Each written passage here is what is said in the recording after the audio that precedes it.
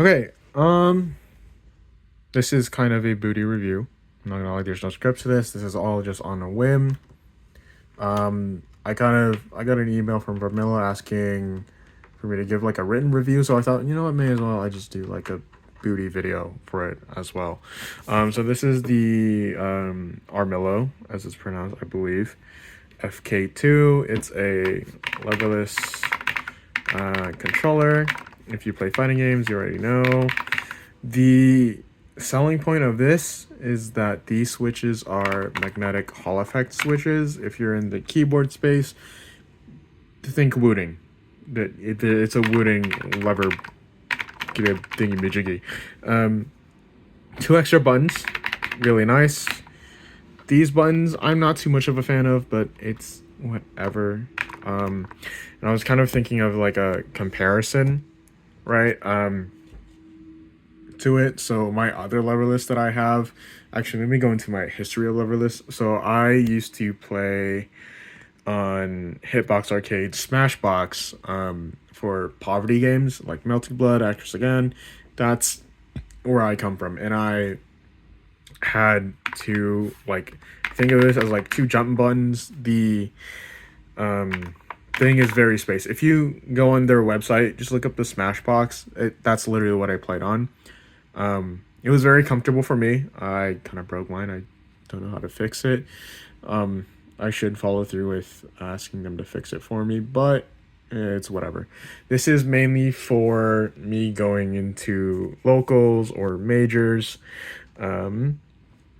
The one I had before this was this one. So this is Paradise Arcade's Empress version 2. It has this little dongle here. It has the USB, PS5 and whatnot. Great one, right? It's fantastic. I customize with customized switches. I kind of like keyboards. I'm not a keyboard enthusiast, but I kind of like keyboards. So these are custom, I believe, Sakura switches. Linear, fast, lubed, and they also have O-rings under them, so it kind of dampens the sound a little bit and decreases actuation, which I really like. This one, straight stock, no modifications. Hall effect switches are expensive, especially when I need, what is that, 14 of them? Yeah, they're kind of like $20 for like 10. I get my switches from somewhere else. Anyways, this minus all this art customization stuff was like 300 something dollars. It does have a brick USB, so I can play on PS5, PS4, Xbox, everything you can imagine. It can't use tactile switches, which to me that's kind of important. I like tactile switches just because I like to feel that small little bump. But that's mainly because of its design. Otherwise, this is great, very customizable. This art was pretty expensive. I think it tacked on like an extra $100 or so, maybe some more. I don't remember, but I like the outcome of it. Great. Now back to this one. Hall effect. Really nice. Extra buttons are really good too. That's the one thing I would say to get over like your standard one. Obviously, the market nowadays, these companies are coming out with leverlesses that have either an extra button here or like one there or like one up here, and some like individual people are like separating it entirely, which I kind of like. It's kind of like similar to what I used on the Smashbox, but it's like it's nice. It's nice. I don't know. Sorry, my ADHD is kicking in. This is all no scripts, none of that. But these, I saw it like right before Evo happened, and I knew I really wanted it. I didn't know it had rapid trigger. Layman's terms, you press like a button it actuates, and then like at a certain distance it can reset itself, so you can just keep mashing it. It's a masher's dream basically. As long as the game can keep up with your mashing, right, it's a masher's dream. You can just, it just spams that button, and it spams it at like a really high rate with how you can customize the actuation point of it. I have mine set at like the lowest it can be, just because I kind of like having that speed. I'm already used to wooting, so that's why I do it. I think Wooden's is like a little bit lower. It's like marginally lower though. It's like 0.1 compared to like 0.3, right, or 0.2, whatever is on varmillos. The one gripe I do have with this leverless itself is that it kind of the driver for it doesn't feel it's not that it doesn't feel good to use, it's just like I'm stupid, and when I like go to like, so when you get this, you need to like update it, and what you have to do, you just switch it to like this keyboard mode here, and you plug it in, you go to like their driver, that like, let's see if I can pull it up. I have it like somewhere here. This is so ghetto. And then blah blah bee boo bee dee boo, you get this fancy little thingy-majiggy. Nihongo de okay, cool. Every time I plug mine in, I usually have, let's say, let me click that button, that selects all of it, and I usually have this setting on, or is it like this one? I think it's this one. And you can customize it, which is nice, but visually, every time you redo this, or every time you like reconnect your thing to like go and configure more things and mess around with it, visually this rapid trigger section, this is in Japanese, but this is just going to be rapid trigger, probably going to be under a different name in English, but every time you do that, visually it resets. I don't think hardware wise it does reset, because it does keep all of your configurations.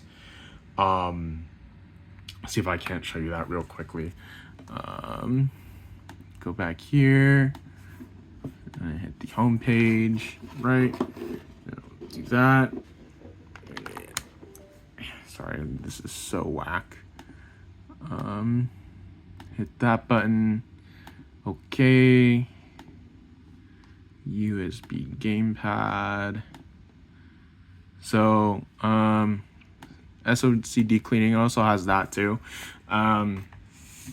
This is kind of what I have mine on. I like to use off, but for whatever reason, it doesn't quite work. I'll probably have to try it again, but off just means it presses everything all at once, sequentially or whatever. And it basically doesn't do any sort of cleaning. We go back to the rapid trigger. Did it save? I'm not sure. But that's what I have mine set to. Can I set it any higher? I can. Let's do that. Okay. Or rather lower, I guess. I'm gonna set it there. But mine usually, or for whatever reason, it would reset. Let me drag that back there too. This is so ghetto. And you can do like keyboard customizations if you plan on it. I did use this for Osu. I'm washed, but I did do that. This is operations check. So if you're ever on the go and you have your laptop at a local, or you go to like a major and you want to check your buttons, see if they all work, this is great. Fantastic idea. Let's see. This is your key settings. So this is the gamepad stuff. This is how I have mine. It does save hardware wise. So that's what I was getting to. I believe it saves itself. It's just visually, I like to know. That's just a me thing. But yeah, that kind of just wraps it up. This is like $200 or something, I think. And honestly, for this price, I don't think you can beat it. It's kind of the best leverless on the market. I haven't tried them all. I haven't tried any hot options or anything like that. But this, you connect it to a Brooks if you go to like a local, or if you play poverty games like me, it doesn't fucking matter. Yeah, it works great. These two buttons are really nice to have. I don't know what more I can say. It's really good. This one will always have a place in my heart though, just because precious Alco, I love her. Sorry, that was weird. But yeah, for anyone who's had their eyes on this, I don't think there are many reviews for it out right now, specifically on the Western side. I know there are a few people over in Japan who have gotten their hands on this and have given it reviews. They're all pretty stellar. They kind of go over what rapid trigger is and kind of just like general like leverless controller things. I hope Nihongo Gamer hosts a video on that, on this, or he gets a copy to review, because I really like his reviews. He's pretty cool, great guy. But yeah, just thought I would do this just on a whim. Very fun to use. I'm used to leverless. I'm relatively new to the fighting game space, and I've always been like a PC gamer. I've always been used to like games like Maple Story or like L Sword, so I've always been playing on a keyboard, or like games like Rumble Fighter 2. Is there a Rumble Fighter 2? I don't think so, but like you know what I mean. Great, it's great. Yeah, if you have the chance to pick this up, this has like 3 or 4 color variants. I picked the Sakura one because I like Sakuras. They're cute. I like this colorway. The Sea Melody one is also a great color as well. If you like your standard black, if you're boring, you know, sure, go ahead. But that is all for my booty review. It works perfectly. It's great. Yeah, it's fun. Okay, bye.